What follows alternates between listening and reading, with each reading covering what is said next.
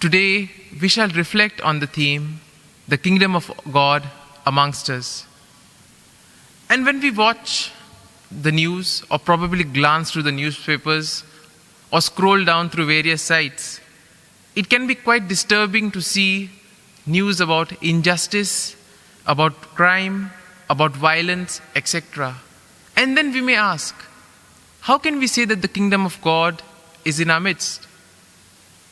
Leaving that aside, probably many during the time of the pandemic must have asked, how can this be the kingdom of God?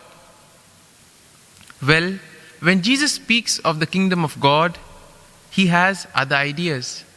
Because if we notice, all these opportunities, all these events give us plenty of opportunities to be a good neighbor, to do good deeds, and to really make the kingdom of God present in the world. St. Paul, in his letter to Philemon, tried to undermine the institution of slavery, not by politics or legislation, but by winning over individual Christians to brotherhood and sisterhood of the community. And we see, by converting the slave Onesimus, Paul thereby made the slave a brother to the slave owner Philemon. And therefore we realize, if we treat everybody as our brothers and sisters, in that way, many of the issues of the world, such as racism and apathy, would lose their hold.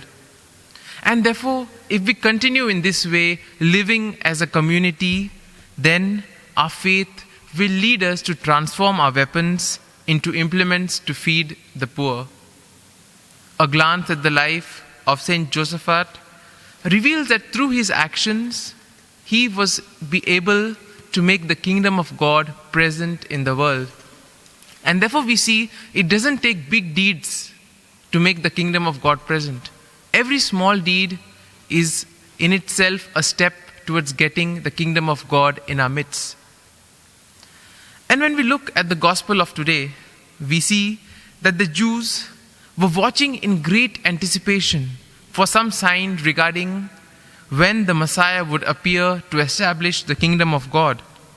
And therefore, when the Pharisees asked Jesus the question, they want to test Jesus because they could not accept that Jesus was the Messiah. And therefore, Jesus surprised them with an answer by saying that the kingdom or the reign of God was already here. Now, when Jesus spoke of the coming of God's kingdom, he spoke of it as a present event as well as an event that would be manifested at the end of time. Now, when we speak of end of time, one of the clear pictures that comes to our mind is that of the day of judgment or the final verdict. And therefore we see that the day of the Lord was understood in the Old Testament as a time wherein God would manifest his power and glory and he would overthrow the enemies of Israel. But then we see the prophet Amos declared that the day of judgment would also be a judgment for the people of Israel as well, all those who did not adhere to the word of God. And probably after listening to the gospel of today, there would have been a question as to why Jesus associates lightning with the day of the Lord. Now, as we all know, Jesus was a very good teacher. He would take small examples from day-to-day life and use that to explain to the people the message of the kingdom.